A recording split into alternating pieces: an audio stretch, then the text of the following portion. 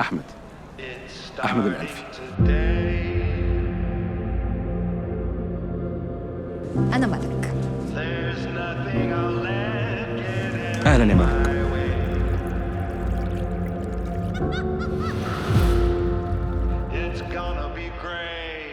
أنا شايف إن إحنا محتاجين ناخد بريك. بريك؟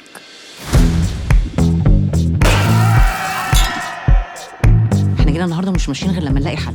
هيرجع انسي. الست تدوقها بطرف لسانها، لكن لو بلعتها تموت. ايه رايكم ان احنا نسلط عليه واحده تجننه؟ انا ممكن اتبرع واروح لحماد عادي وبتاع ام قلتها. أنا سمعت إن أنت اتجوزتي. الستات ما بتكونش عايزه غير حاجتين في كل مراحل حياتها، تاكل وما تتخنش وتتحب وما تتخنش. قفا مين ده يا مصطفى؟ أنت مع ناس كتير عاملوا نفس القصة. لو اديتك 1,000,000 جنيه تخون مراتك؟ مش عشان اتجوزنا 5-6 سنين وخلفنا عيلين 3 خلاص سميتوها مراتي. ايه مفيش ولا راجل مبسوط في جوازته؟ لا مفيش. في 2 مجانين قرروا يخترعوا اختراع جديد في الجواز. لا انت متجوز وبتاكل ملوخيه ولا سنجل وبتاكل كافيار. حتى لو الطريقه اللي هو عايزها انا مش مقتنعه بيها همشي وراه لو ده اللي هيرجعنا لبعض. شوق في العيون ملهوش حساب، حضنك بيرجعني لأول مرة وبيصحي في قلبي أجمل ذكريات.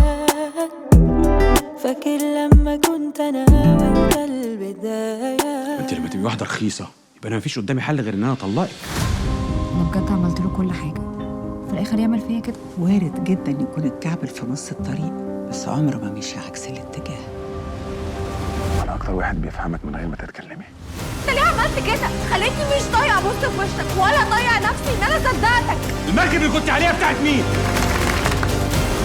ممكن بقى تشيلني من دماغك؟ متأكد إنك كويس؟ كل اللي طلبته ان علاقتنا تتصلح. انت فشختنا. بس المرة دي هتكون أحسن من زمان. عارفة ليه؟